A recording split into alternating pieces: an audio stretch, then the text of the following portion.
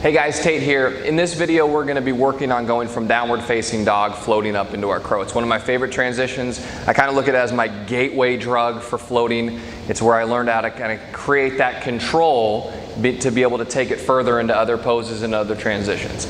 So for me, this one just took a lot of practice in knowing the right techniques. So what I'll do here is just share a few of my techniques, a few of my tips in order for you to then take it to your mat and work on this transition. So the first thing I want to discuss is the belly engagement. So in crow, we always talk about drawing the belly in, drawing it up. You can see here that my upper back rounds as I draw the belly underneath my lower ribs.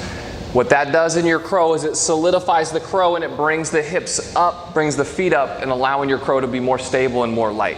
So we're going to keep that belly engagement going from downward facing dog all the way forward. And I'll show it here in the crow of what I'm talking about.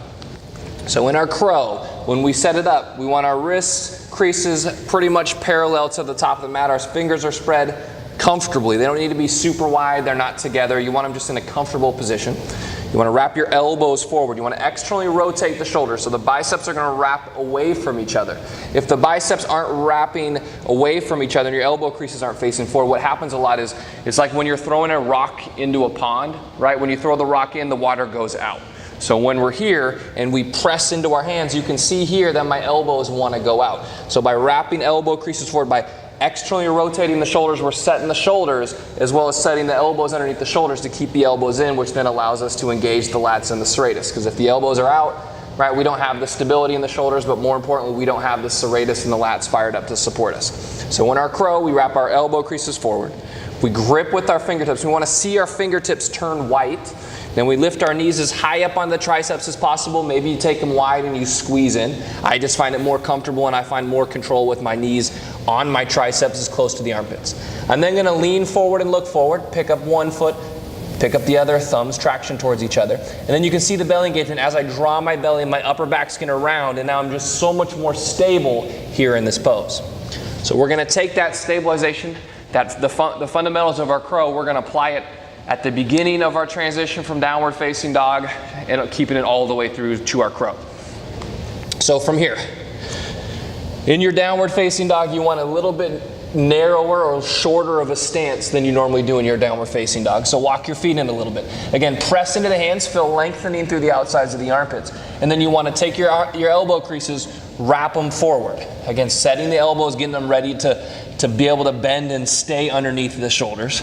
We'll then lift our heels, bend our knees, look as far forward as possible. Keep looking forward, and then think about sending your hips over your shoulders. Once the hips are over the shoulders, again, keep the elbows wrapping forward, draw your belly in, shift your heart forward to balance the butt, set the elbows down, or the knees down on the elbows, and then draw the belly in, solidify the pose, and then set them down.